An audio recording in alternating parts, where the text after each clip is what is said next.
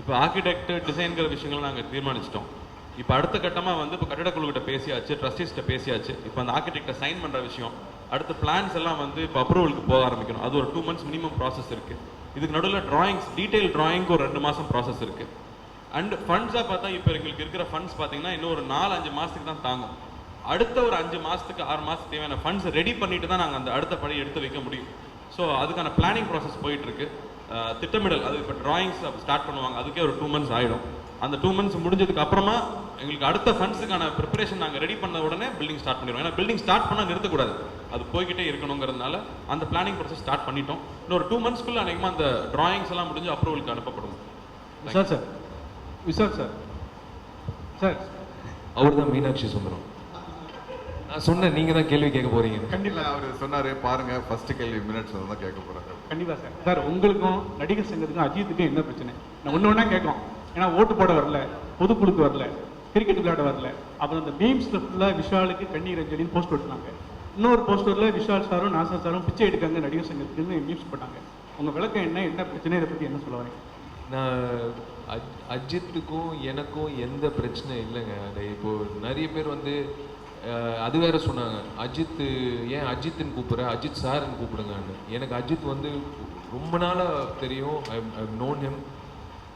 It is அது வந்து ஒரு பப்ளிசிட்டி கிரியேட் பண்ணுறதுக்காக தான் இது பண்ணியிருக்காங்க. இந்த ஒரு விஷயம் எங்களுக்கு வந்து நான் தான் சொல்கிறேன், பர்சனல் ஒப்பீனியன்ன்றது ரெஸ்பெக்ட் பண்ணணும்.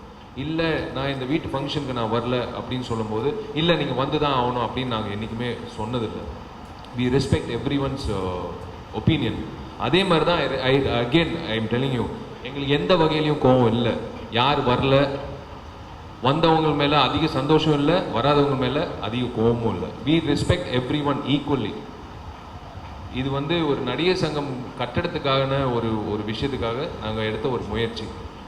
I completely, totally respect Ajit's opinion and Ajith வராததுக்கு வந்து விளக்கம் சொல்லணும்னு அவசியமே இல்லை.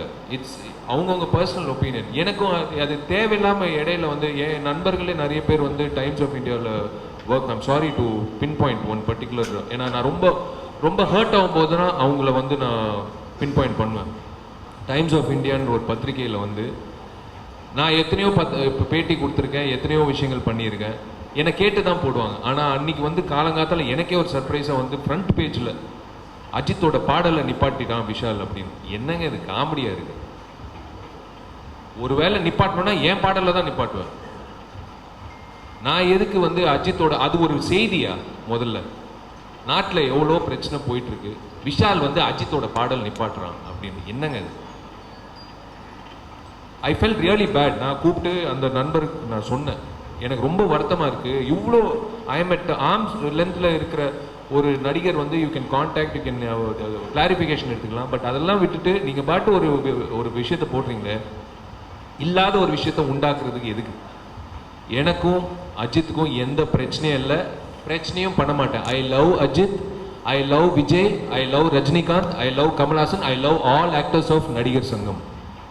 எனக்கு பிரச்சனை பண்ணுறதுக்காக நான் நடிகர் சங்கம் வரல.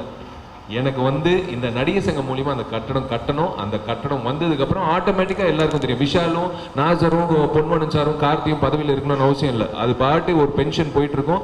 அந்த கட்டடத்தில் வர வருமானத்தில் எல்லாருக்கும் நல்லது நடக்கும், அவ்வளோதான்.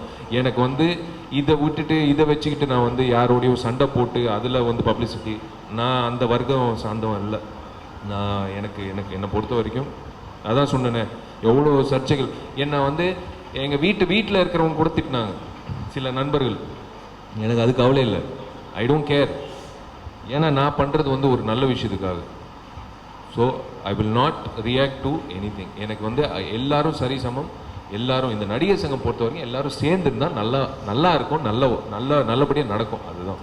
இன்னொன்று, அஜித் சார் வந்து இந்த நிர்வாகத்தில் இப்போ எடுக்கிற இந்த மாதிரி நிகழ்ச்சிகளுக்கு மட்டும் கலந்துக்கல அப்படிங்கிறது இல்லை. கடந்த 5 வருடங்கள் 7 வருடங்களாகவே அஜித் சார் வந்து நான் இந்த மாதிரி பொது நிகழ்ச்சிகள் கலந்துக்க மாட்டேன், விளம்பரங்களில் நடிக்க மாட்டேன், தனிப்பட்ட எந்த ஒரு நிகழ்ச்சியிலும் கலந்துக்க மாட்டேன்னு அவர் ஒரு கொள்கையாக வச்சுருக்காங்க. அதனால் இந்த நிர்வாகத்துக்கும் அதுக்கும் ஏதோ பிரச்சனை அப்படிங்கிற மாதிரி நம்ம பார்க்க தேவையில்லை. ஒன்று. ரெண்டாவது, ஒவ்வொரு தனி நபர்களுக்கும் சில சுதந்திரங்கள் இருக்குது, சில முடிவெடுக்கக்கூடிய உரிமை அவங்களுக்கு இருக்குது. நிர்வாகத்தில் இருக்கிற எங்களுக்கு என்னன்னா எல்லாரையும் அரவணைத்து, இப்போ அஜித் சாரை நாங்க வந்து பலமுறை சந்திச்சிருக்கோம். அப்ப அவருக்கான சூழ்நிலையை தெளிவுபடுத்தி இருக்காரு. விவேக் சார் வீட்டில் வந்து ஒரு நிகழ்வுல நாங்க இருக்கும்போது கிட்டத்தட்ட 2 மணி நேரம் நாங்க எல்லாரும் அஜித் சாரோட பேசிட்டு தான் இருந்தோம். அப்ப பல விஷயங்கள் அவர் ஓப்பனா எங்ககிட்ட பேசினதுதான். அதனால் எந்த மனஸ்தாபமோ அல்லது நாங்கள் ஒரு எதிரி மாதிரி தீர்மானிச்சு அவர் எந்த முடிவுமோ அப்படியெல்லாம் எதுவுமே இல்லை. இதை திட்டமிட்டு ஊடகங்களில் வேறு மாதிரி பரப்பப்பட்டு கொண்டு இருக்கிறது அப்படிங்கிறது மட்டும்தான் உண்மை. அஜித் சார் எந்த இடத்துல எந்த ஸ்டேட்மெண்ட்டுமே சொல்லல. பேசுறத பார்த்தா ஒண்ணுக்கு போயிட்டு டிஃபன்லாம் ஆர்டர் பண்ணும் போல அப்படின்னு இன்னும் வித்த காட்டுற மாதிரி கைத்தட்டலாம் கேட்டு வாங்கலாம். என்னால பக்கத்துல உட்காரவே முடியல. சுசீந்திரன் வந்து பேசினாரு, எல்லாரும் அமைதி ஆயிட்டாங்களா, இன்னும் அவன் பிடி மாசமா எல்லாரும் ஆஃப் ஆகிட்டான். யார் பண்ணப்ப கூட்டத்துல பாம்பு பூந்தாம ஒருத்தன் கத்திட்டு இருக்கான் இந்த கவிதையை பத்தி. யார் என்ன பேசினாலும் சரி, கவுண்டமணி சார்னால எப்பயுமே ஒரு ஸ்பெஷல் தான். ஏன்னா அவரு அந்த காலத்து அஜித் குமார் அவரு